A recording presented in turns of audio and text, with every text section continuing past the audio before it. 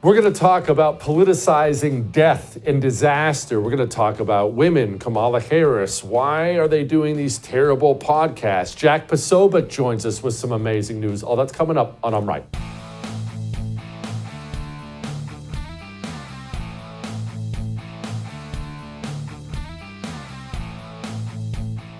Okay, so it's hurricane season. Obviously, our prayers need to be with the people of Florida right now. It's not just North Carolina and Tennessee and Georgia and Virginia still recovering from Helene. Now, as you're watching me, Milton has begun its destruction in Florida. What people need right now is prayer. They need your support. In the wake of Milton, they may need help from you, help from me in whatever way we can deliver help. Maybe it's a food, or maybe it's baby formula. Maybe if you have the time, maybe it's you, me going physically over there. I don't know, but what they need is our prayer. What they need is our support. But it's important, I think, just because it's hurricane season and because we're seeing so much of this now, it's important to have another talk just to open up the show. We'll get into so many other things in this show about how the communist sees tragedy, how he sees things, and why do they treat it so differently. Like right now, I'll be honest with you, it's what time is it right now? It's 9:05 Eastern time, something like that. I don't know, the Eastern time zone's an anomaly to me, but it's right around that time. And as I'm doing the show, we're here on the first doing the show, I'm thinking about those people in Florida, what they're going through. Hopefully physically safe. Are they watching everything lost? The communists, guys like Bill Nye, doesn't occur to him at all. The other side, as we often call it, has no plans to address climate change, no plans for long-term dealing with these sorts of problems. If you have young voters out there, encourage them to vote. People say, what can I do about climate change? If we were talking about it, associating it with big storms like this, that would be really good. But the main thing is vote. Thank you. And Bill, very quickly, how much of an impact do you see climate change playing in all of these explanations that you've given us? How much do you see climate change as being a part of that? Oh, it's no question, everybody. No question. They can't help themselves. Why do they do this? Just a reminder, there's no such thing as human tragedy to an anti-human. They do this, they can do this, their conscience gives them permission to do this because they're anti-humans. They're the enemies of humanity. No decent human being would do what they do, but communists will. Is there a mosquito tragedy for you? Is that something that's even possible? If I told you 1,000 mosquitoes were just slaughtered in front of your house, would your heart be tugging? Would you be crying, the mosquitoes? No, of course. Why not? Because you're an anti-mosquito person. You hate mosquitoes. We all do. I hate mosquitoes. If you told me 1,000 of them died, I'd say, wow, how do we up those numbers? It's hard to accept, but that is exactly how the communist views humanity. And that's why he can take advantage of human tragedy, because it's not a tragedy to him. It's an opportunity. Now, speaking of an opportunity, Kamala Harris, this gets interesting. We'll try to do this quickly. Kamala Harris tried to politicize this whole thing. President, Governor DeSantis, NBC is reporting Governor DeSantis is ignoring your calls on hurricanes, resources, and help. How does that hurt the situation here? Moments of crisis, if nothing else, should really be the moment that anyone who calls themselves a leader says they're going to put politics aside and put the people first. People are in desperate need of support right now, and playing political games with this moment in these crisis situations, these are the height of emergency situations, is just utterly irresponsible, and it is selfish, and it is about political gamesmanship. So Dome's trying to make it about Ron DeSantis. Ron DeSantis, I'm not going to play it for you. We've already played it for you before, stood up and said, that's crazy. She's politicizing it. But that's not the interesting thing about this, You already know all that and the why. The interesting thing was Kamala Harris is going with a consistent message that Republicans are evil and they're politicizing it and they're doing the wrong thing. So who would step up and defend Republicans? Joe Biden did? The governor of Florida has been cooperative. He said he's gotten all that he needs. I talked to him again yesterday, and I said, no, you're doing a great job. Doing a great job. Kamala Harris is trying to take advantage. Why is Joe Biden pouring cold water on her efforts? Well, that leads me to our next topic, which we're going to get into in more depth with Jack Posobiec. Remember what John Phillips came on the show yesterday and discussed when it comes to Kamala and Joe? He was not supposed to endorse Kamala. He was supposed to endorse an open Democratic convention where then the power brokers could pick whoever it is that they determine was the most electable. If you go back to that day that he got out of the race, it was two statements that were put together kind of hastily, including one that Nancy Pelosi said she didn't think he even wrote himself. He got out of the race, and then like a short period of time later, he came out and said, and I endorse Kamala. Well, because of the calendar, that took an open convention off the table, and they were stuck with her. In many ways, I think Kamala is Joe's revenge for doing what they did to him. And who knows, maybe he'll end up getting the last laugh after all. Have you thought about that since John said it? A lot of people have been talking about it. Jack Posobiec is going to join us here in a couple minutes to talk about it. But I just want to brew on that with you for just a brief moment when you think about this. Remember when Joe Biden, remember when we first heard he wasn't running again? You remember, it was a letter. It was days until we actually heard from Joe Biden. A letter got published, and it wasn't even just like they had typed it on social media. Someone printed it out on a piece of paper, printed it, took a picture of the letter, and put it up on social media. And it was Joe Biden in the letter. In fact, Joe Biden even mentions Kamala Harris by name in the letter. Remember that? And do you remember the chief architect of Joe Biden getting knifed out of the White House? You remember who the chief architect of that was? It was Nancy Pelosi. She's been asked about it several times. It's the worst kept secret in Washington, D.C. Nancy Pelosi, there were many people involved, but she was the tip of the spear, if you will, Grandma Vodka was, in getting Joe Biden out. Now back to the letter. Do you remember when Nancy Pelosi went on the news and talked about the letter? And when she said, it was almost odd when she went on the news and said it. She went on the news and said, well, the letter, I don't know, it didn't even sound like Joe Biden. She was dumping all over the letter that was published. This really leads to an interesting conversation and an observation when you consider the things Pelosi said, when you consider how disastrous Kamala Harris has been. Joe Biden is running to the press to compliment Ronda Santz. Remember when Kamala Harris gave this speech the other day, trying to look presidential after Helene? Joe Biden, while she was speaking, stomped all over it and gave an impromptu press conference.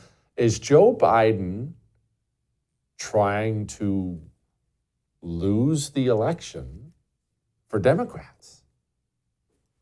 It's not a conversation I honestly ever really considered with any level of seriousness because, as you know, the system speaks with one voice at all times.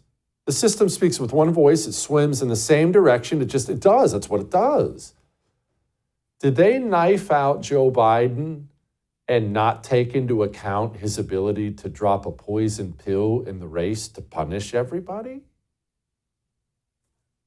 That may make you uncomfortable, but I might be right. John Phillips might be right.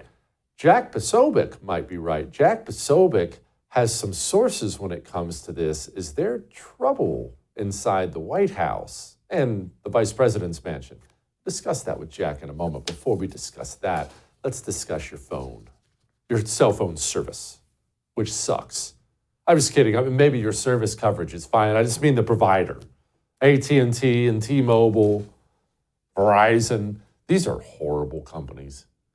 Go look at their charitable giving and just know that's your money. You know what? That's all you have to look up. Go look up your cell phone provider and where they give to charity. Are you proud about that? I've had all those companies. I'm guilty. Switch to Pur Talk. When they give to veterans. They're getting veterans back on their feet. You'll pay less, same 5G network. You don't have to switch phones, although you can get a new phone. Pur Talk makes everything easy. The American company. PureTalk.com/JesseTV. Go make the switch today. We'll be back.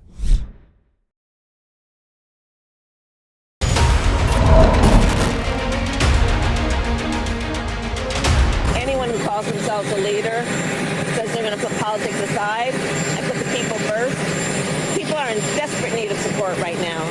The governor of Florida has been cooperative. He said he's gotten all that he needs. Playing political games at this moment in these crisis situations, these are the height of emergency situations. It's just utterly irresponsible and it is selfish. And I said, no, you're doing a great job. It's all being done well. We thank you for it. And I literally gave my personal phone number to him. And it is about political gamesmanship instead of doing the job that you took an oath to do, which is to put the people first. Every governor from Florida to North Carolina has been fully cooperative and supportive. Why the two different messages? You never see that out of the system. Two different messages? System speaks with one voice. What's going on? Is there trouble in the palace? Joining me now, my friend Jack Posobiec, author of many things, but now his new book is called Bulletproof, which is freaking cool. Jack, okay, Joe, Kamala Harris, it's obvious you've been talking about this forever, sources about tension between the two camps, but is Joe Biden trying to torpedo Kamala Harris? Oh, Jesse, 100%. And in fact, this is something that we get into a lot in Bulletproof because we go into the palace coup about how Joe Biden was removed from the presidential race and essentially had his own presidency ended, stunted, aborted, if you will, something Democrats are big fans of. In the midst of the campaign. Remember, Joe Biden's co-chair came out on the morning of July 21st and said on Meet the Press, on Face the Nation with Margaret Brennan, that he would still be running and that he was the nominee. Well, it turns out that was not to be. So because later in the day, a random Twitter account put up the letter from him, which was unsigned, saying that he would be dropping from the race. We got no video evidence from Joe Biden or Jill or anyone for almost a full week after this. What's really going on? Joe Biden was forced out like Khrushchev back in the 1960s when he's vacationing down on the Black Sea, and they pulled him in to talk about agricultural reports. No, this is exactly what they've done. And so Biden is now responding back with something that I call Jill's revenge. And we've seen a series, a pattern now that has emerged of Biden. Think of it. Biden puts on the Trump hat.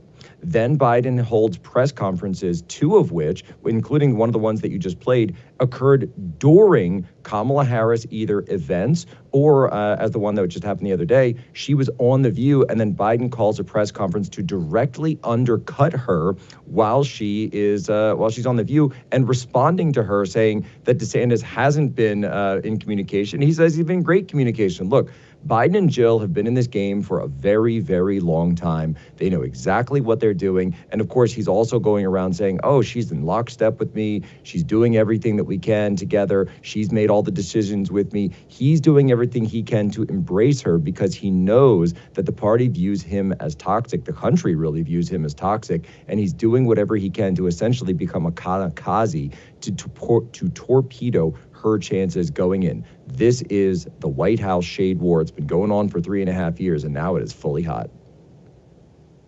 Okay, so I'm gonna get some clarification on a couple details here. You have been talking to us about the tension between Jill Biden specifically and Kamala Harris, those two camps, and okay, we got that. But Joe Biden, he did have a palace coup done on him. He was removed from re-election, but it wasn't done by Kamala Harris. I mean, I realized she was kind of a player. She was the heir apparent, but this was run by Nancy Pelosi. Everybody really knows that.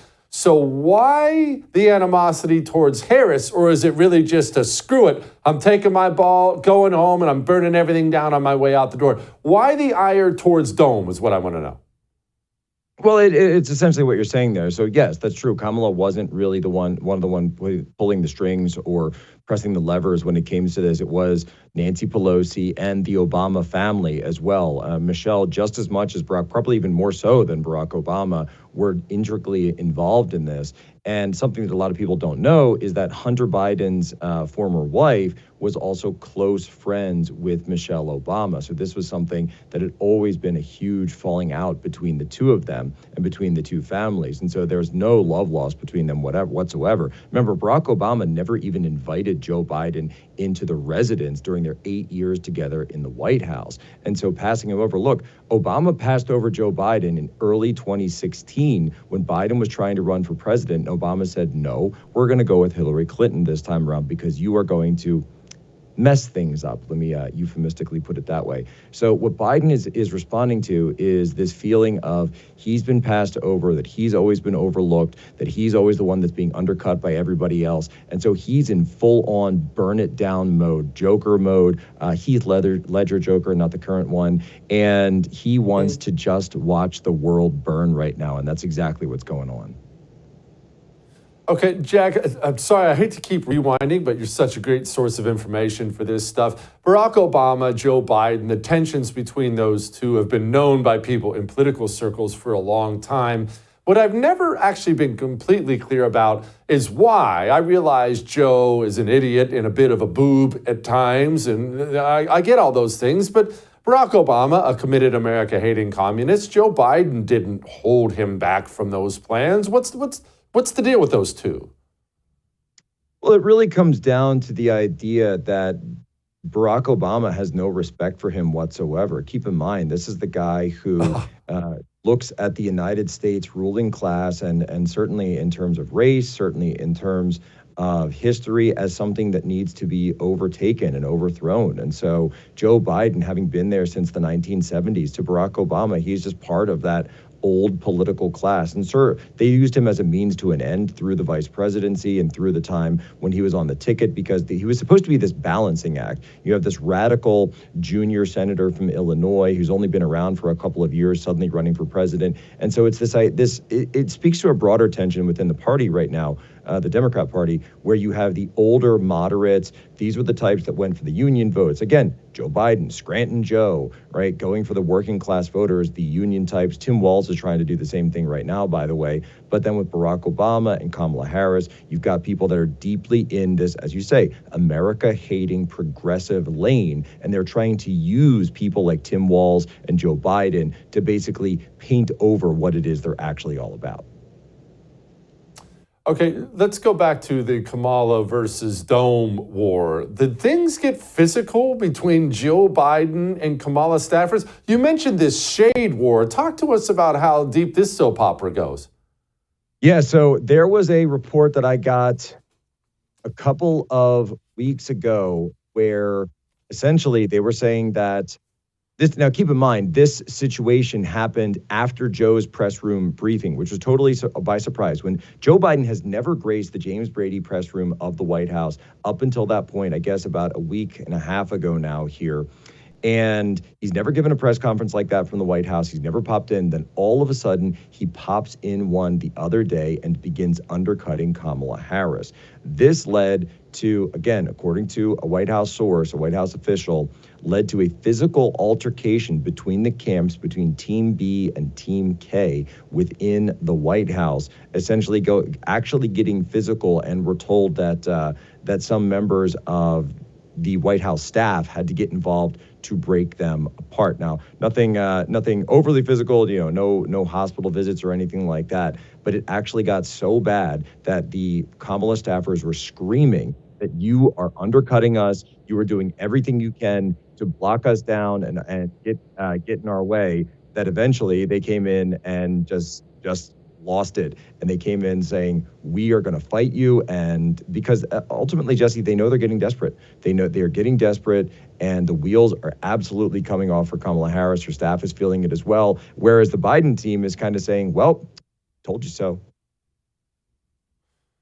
Oh, that had to be the most effeminate fight in history. Whether it was dudes or chicks, I could just see the slapping and things going on in there. It had to be hilarious. Yeah, Of course, like I nobody said, went to the no hospital. visits. No hospital visits. Yeah, somebody broke a nail or something. All right. How bad is it, Jack, inside the Kamala Harris camp? I know what I want, right? I want a resounding Trump victory. I want these people destroyed. Everyone knows what I want. I don't want to look at it through my biased glasses. I am hearing a lot of panic from that camp. Am I hearing right? Well, that is what you're hearing. Look, their internals have them down with working class whites, working class Hispanics, working class blacks. They're up really, it's college educated and super college educated whites, so post-grad or PhDs, and then single women, essentially. Single women is who they're with. And so you've got people like Lorraine Voles there. I'm just looking at my notes here. Lorraine Voles, the chief of staff of Kamala Harris, is now telling media contacts really on background, saying things that like, she's not going to come in, we're not going to pardon Hunter Biden, and, we need to deny this all the way, that the relationship is over. The buddy-buddy relationship with DeSantis after, trying to bury the hatchet with that whole thing has busted everything open. Something where even I'm being told that Kamala Harris even referred to Biden as an a-hole, not even just a few nights ago. And so this thing is totally blown up because look, you're just looking at a campaign. Again, by the way, Jesse, these are all issues that usually come out in a primary. When you have a primary for an election, you have to, like there was a primary on the Republican side, that these are things that shake out people, they combat, they go to debates, they do, various media hits, et cetera, et cetera. They go through that. Kamala Harris never had any of this. 14 million votes were just shoved down the toilet drain. And so instead of that, you get this candidate who is never supposed to be there trying to pretend like she knows what she's doing, and she simply doesn't. Again, the bigger and more important thing for us to understand, though, is that you're looking at a regime. You're looking at a regime that has done these things. Kamala Harris didn't decide to be there the same way she didn't decide to be vice president. She was chosen because of the George Floyd moment, because back in 2020, they knew they couldn't have a white woman like Klobuchar or Whitmer, who Biden was initially planning to put there because they had that Midwestern appeal. Instead, he said, you know what, I got to go with the black woman or the black/mixed woman from California. That's why she was there. She is ultimately a DEI hire. And now the regime says, well, Joe Biden's got a screw loose. We're going to pull him out. Forget about those 14 million votes. We are going to install the candidate that we have decided. So you're not just looking at a campaign in free fall. You're looking at a regime in free fall. And people really need to understand that we don't live in a democracy. We don't live in a constitutional republic right now. We live in an oligarchy. What a tangled web we weave. All right, before I let you go, real quick, Jack, Bulletproof. Tell us about it quickly. Well, so we get into all of this in Bulletproof. We talk about not just the history of Thomas Matthew Crooks and Ryan Wesley Ralph, but we talk about the fact that how could there be 12 independent security failures all occurring on the same day that a malicious gunman is trying to murder President Trump? And then we simply ask the question, well, what if they weren't security failures? What if instead the point of a system is what it does? And what if the plan was not to secure President Trump in either of these instances, including, by the way, when he was down at his West Palm Beach golf course at Trump International? What if the plan was to unsecure President Trump? And if the plan, the goal, the intention was to unsecure President Trump, then it was a mission success. The only failure was that Ryan Wesley Ralph ran away and Thomas Wesley Crooks was not able to aim center mass. These essential problems, and by the way, I was just at the Butler rally this past weekend, met Corey Compatore's family, who, by the way, was murdered by Thomas Wesley Crooks. And people seem to have completely forgotten about this fact that there was someone that he didn't miss. And there were people who went home missing one family member from that event and from that rally. You won't hear that in the mainstream media. You won't hear that anywhere. And Kamala says that Trump doesn't care about people. I'm like, excuse me, he just put somebody in the ground, right? They just had to have a funeral for this guy, essentially, and the Ave Maria and the opera singing, and then they're going to come around and say this wasn't done. No. Jesse, the fact that we don't have any answers on this, the fact that the FBI isn't telling us, the DHS isn't telling us, and the Secret Service isn't telling us, has led us to launch our own independent investigation where we've hired private investigators on our own, by our own dime. Basically, we're using the book sales to promote this thing and continue it forward so that we are conducting shoe leather investigations, going door to door, Bethel Park, Pennsylvania, where this guy lived, Butler, Pennsylvania, and I don't know, maybe we'll even have to send people all the way to Ukraine, it turns out, because you got a Ukrainian foreign fighter who tried to kill President Trump. That's the Bulletproof Project, and that's why we're doing this right now. He is Jack Posobiec. The book is Bulletproof. Jack, thank you, my brother. All right. Jennifer Galardi, I bet she has some fascinating things to say about Dome, her husband, single women voters, and more. Before we get to that, let's get to a good night's sleep, a little bit of dream powder. That's what you need in your life, is some dream powder. No, it's not an illegal drug. It's natural, actually. In fact, it's great. It's hot chocolate. I have a cup of hot chocolate whenever I want a good night's sleep, except I put dream powder in it. It's chocolate cinnamon. It's delicious. I warm up a little glass of milk in the microwave, and when I sip on it, I will just go to sleep. And I will wake up feeling like $1 million every single time. Not groggy, not still heavy, feeling great. You want to sleep like that? Go to shopbeam.com/Jesse Kelly, and you'll sleep like that every night. We'll be back.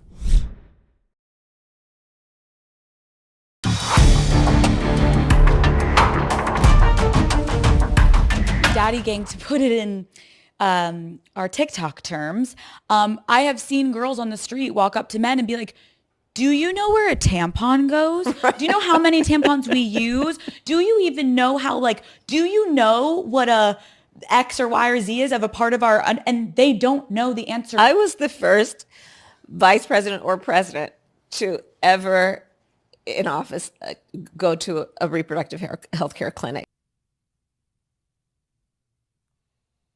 I'm so grossed out and weirded out. And anyway, we're going to talk to Jennifer Galardi about all this stuff. Culture, health, policy writer joining me now. Former lib, Jennifer Galardi. Okay, Jennifer, this whole premise that they campaign on of how women are oppressed in this society and women are put upon in this society, I really am fascinated by it, because by any measure, you're the luckiest person in the world if you're a woman born in the United States of America in this era.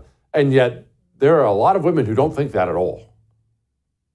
No, and apparently this woman call her daddy. I feel dirtier just saying those words. I didn't even know this show existed until this week. And I don't know if it's just that I'm getting older, if I've become a prude. Maybe this is how my parents felt when I listened to Madonna's Like a Virgin. But there's something that seems to be so base in the culture right now, and this show is a perfect example of that. And I only heard about it. Megyn Kelly was talking about it, and rightly so, Kamala Harris going on the show. And so I listened to those bits, but then I said, let me go listen to the show myself to see a little bit of what it's about.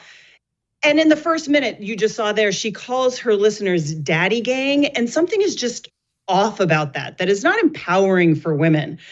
But this Kamala interview, I have to give it to her. In the first 5 minutes, she sounded more authentic than I think I've ever heard her sound.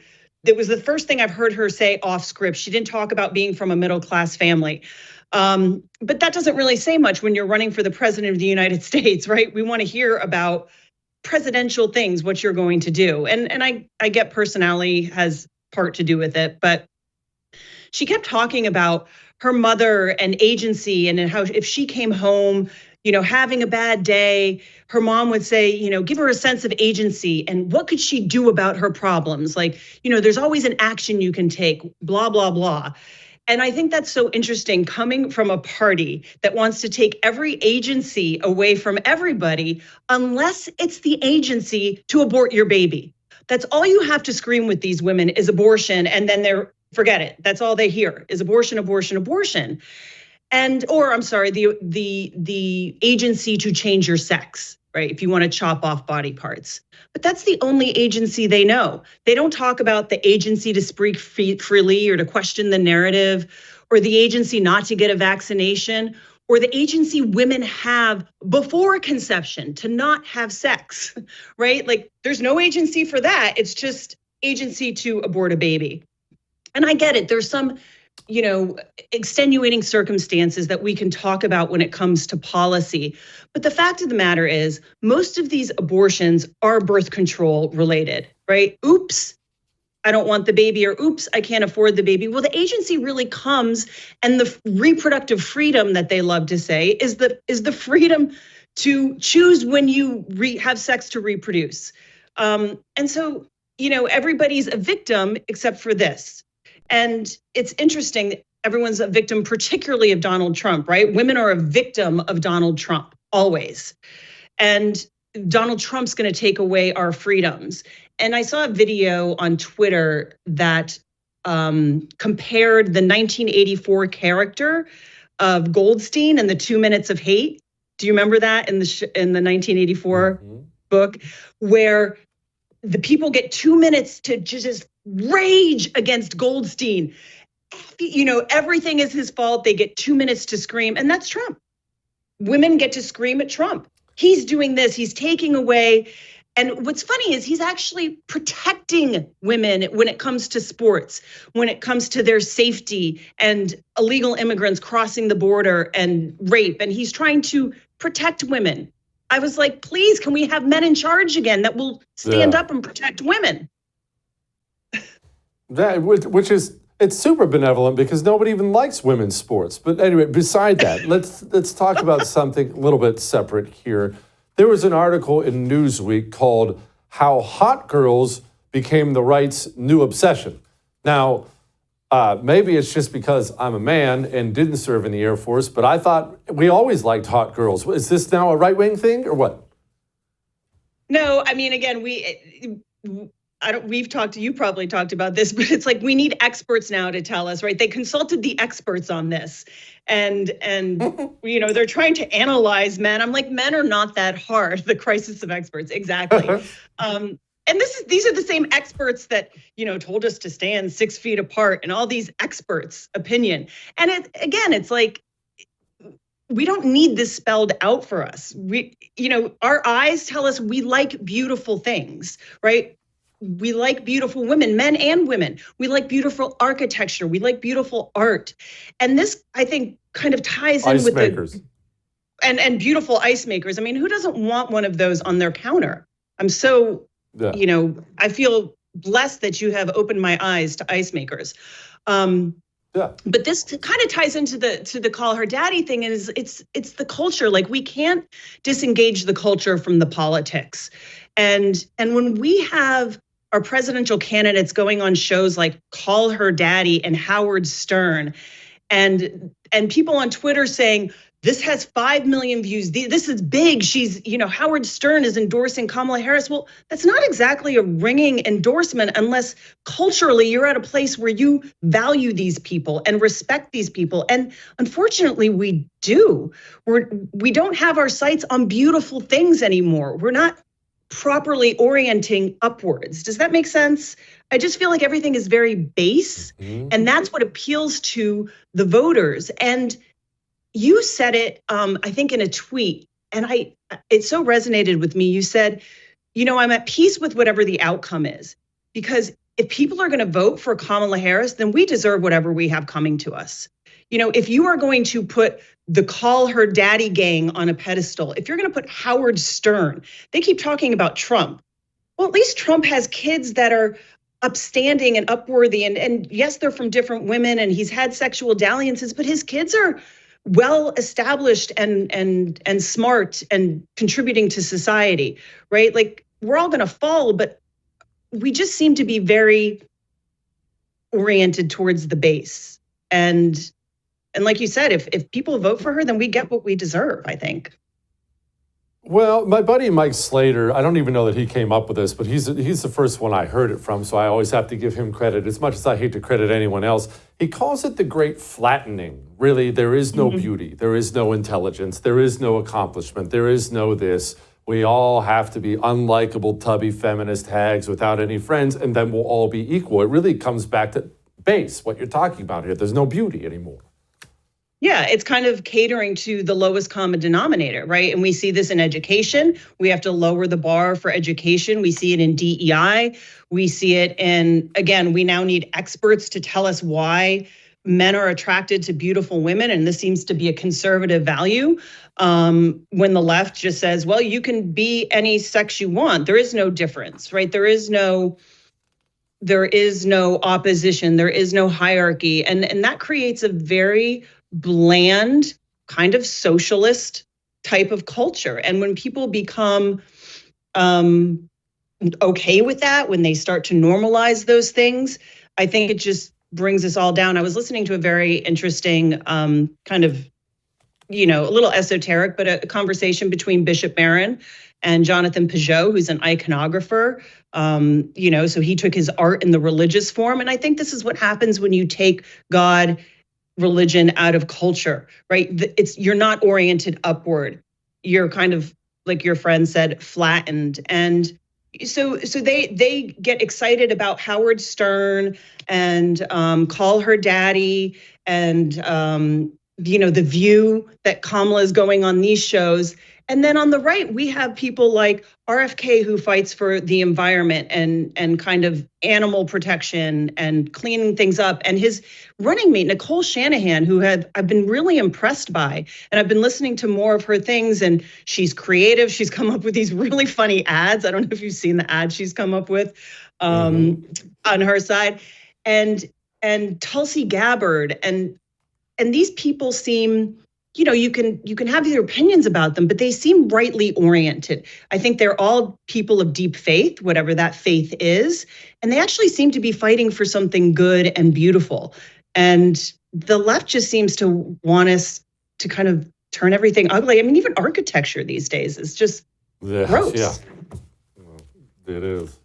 Jennifer, everybody, focus on what is beautiful. Focus on me. Jennifer, thank you so much. I appreciate you.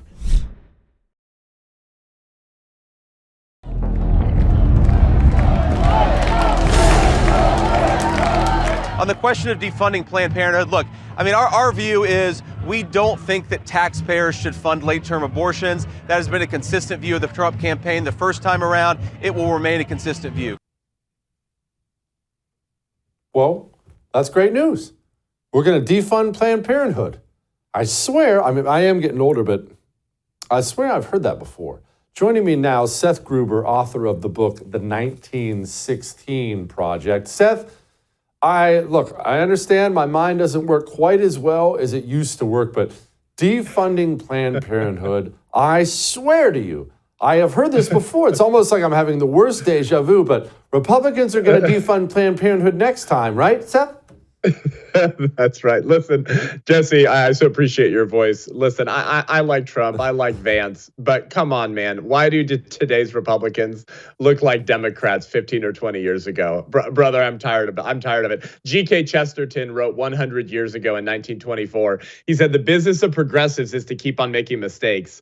The business of conservatives is to prevent the mistakes being corrected. Even when the revolutionist himself might repent of his revolution, the traditionalist is already defending that as a part of his tradition.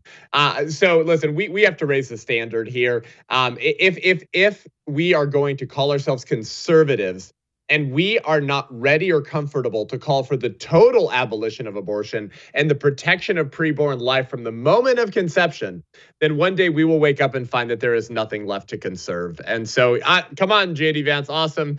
Time to fulfill that promise. But you're right, Jesse, we've heard this many, many, many times before.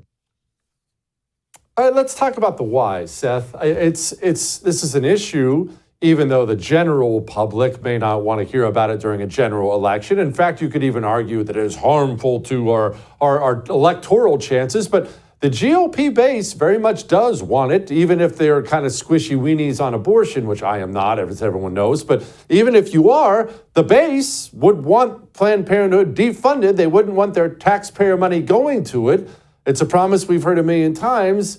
Why hasn't it been done? Why is there never any political will to do it? Do they just get there and have other things in mind?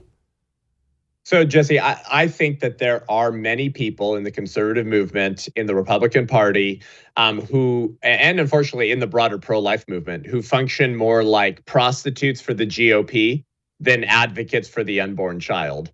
There is such a thing as the pro-life establishment, if I may, Jesse, which means make lots of beautiful, big pro-life declarations, but when the rubber meets the road and it's time to actually fulfill those promises and begin to abolish abortion. Remember, I mean, the Republican Party, the grand old party, the GOP, until Trump's language helped the GOP change their pro-life language in the party platform, it used to call for protection of preborn life from the moment of conception at the federal level. It was like something like 1,200 words or something that made up the pro-life articulation of the Republican Party platform. Now it's like 150 words or something like that. And the Republican Party now says, we oppose late-term abortion, which is like 5% or less of the nation's abortions. And it used to be from conception, protect the preborn child because they're babies and every human is a person.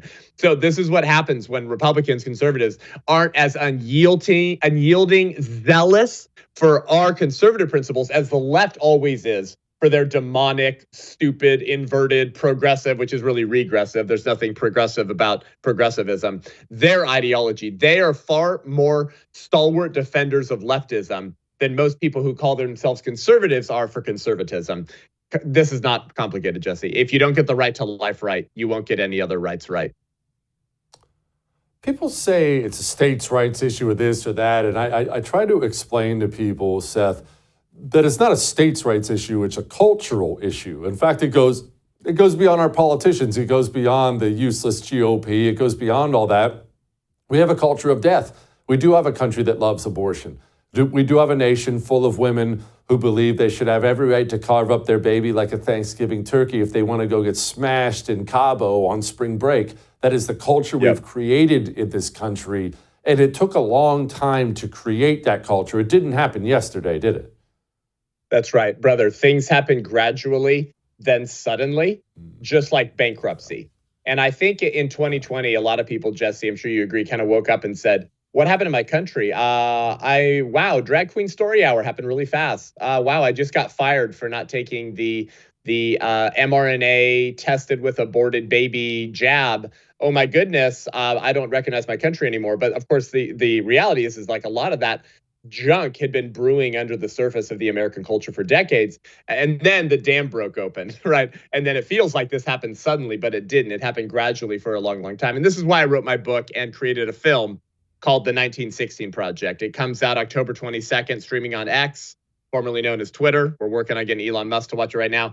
The book goes way, way deeper on all this stuff. But basically, we open the film and book, Jesse, with the story of the 1619 Project revolutionaries and BLM Incorporated after George Floyd and canceling syrup lady Aunt Jemima because everything's racist. They went after their own, Jesse. You probably remember the story, but the revolution always eats their own. So the pro-abortion left, let me say this again, this was not attack from pro-lifers.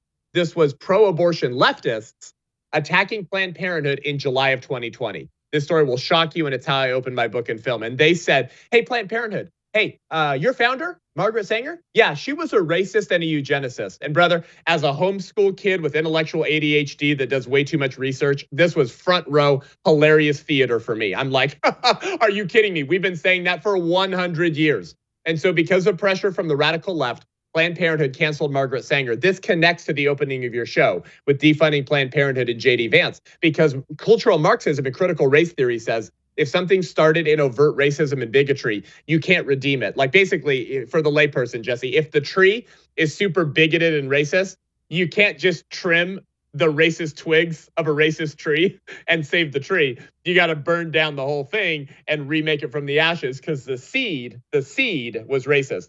So basically they attack Planned Parenthood and say your founder was a racist. But notice, did they call for the defunding of Planned Parenthood, who received $700 million of our taxpayer dollars last year? No. Did Planned Parenthood say, we're going to stop doing what we do because you're right, our seed is super racist? No, they said our seed is super racist. Margaret Sanger was a racist and eugenicist and harmed black people, but we're going to continue doing what we've always done for the last 110 years. So we answer the question in this book, where did those ideas come from?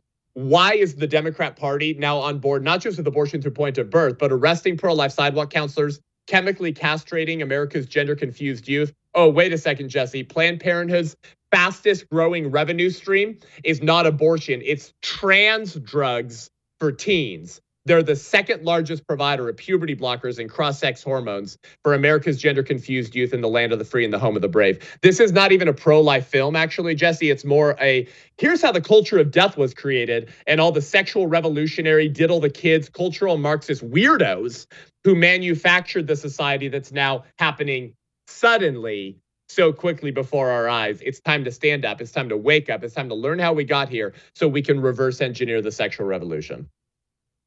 No doubt about it. By the way, we have a trailer for Ces Film. I want you to go watch it when it comes out. Here's the trailer for it.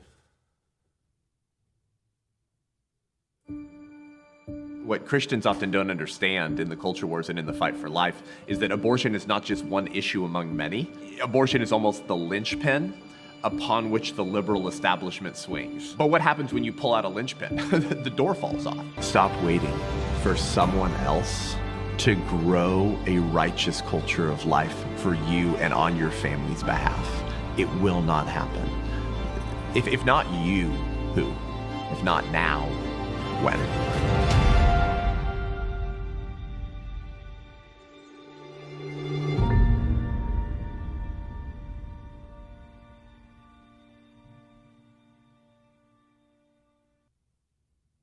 Seth, before I let you go, real quickly, why the 1916 Project? Why'd you name it that?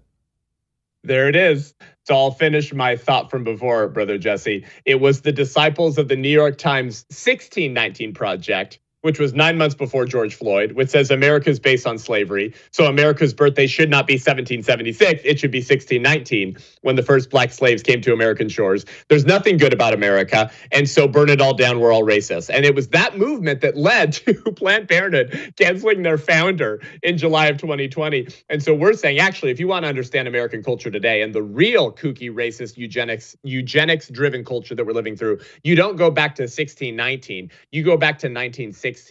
When a woman named Margaret Sanger opened her very first clinic that brother turned into the billion-dollar organization we know today as Planned Parenthood, the best-funded 501c3 in human history, the largest abortion provider in the world, the largest provider of the pornographic sex ed in America's public schools, and the second largest provider of trans drugs for teens. How the heck did that happen? We're blowing the cover off of things that are going to get you called an Alex Jones conspiracy theorist. However, I provide all of the receipts to prove all of the Nazi-esque, Hitlerian, eugenics, Alfred Kinsey, Hugh Hefner, sexual revolutionary links that led to the founding of the best-funded 501c3 in human history, Planned Parenthood. We have been lied to, Jesse, for a really long time. So pick up the book, see the film on X on October 22nd. It is the 1916 Project. Get the book, watch the film. Seth, thank you, my brother. All right. It's time to lighten the mood. Next.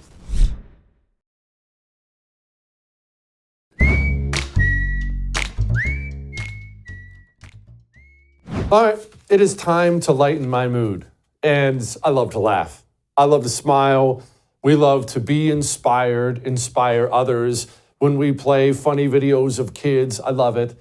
When we play people tripping and falling, as long as they don't hurt themselves or anything like that, we love it. We like to lighten the mood at the end of the show, but there is one thing that lightens my mood above and beyond really anything I can think of, and that one thing is dead communists. Che Guevara was an evil, murderous piece of worthless trash. He slaughtered as many people as he possibly could slaughter, like every communist does. Of course, always in the name of equality. And today is the anniversary, the wonderful anniversary of Che Guevara's death. So I want to wish you, I want to wish everyone, I want to wish humanity, the earth itself, I want to wish everybody a happy Che Day. And if you're curious about who this person is, no, he's not just the guy your liberal hippie daughter shows up with a t-shirt with his face on it while she's smoking weed. He was so much more and so much worse than that. If you want to learn about him, we actually did a special on him.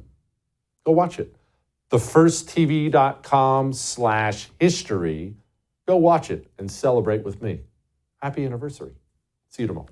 I would thank you for coming to my YouTube channel, but I know how brilliant it is, and I know you love it here. So subscribe and watch. We're going to start really ramping things up and putting some funny stuff, some interesting stuff out there, some collaborations. Either way, my YouTube channel is officially the place to be. So stick around.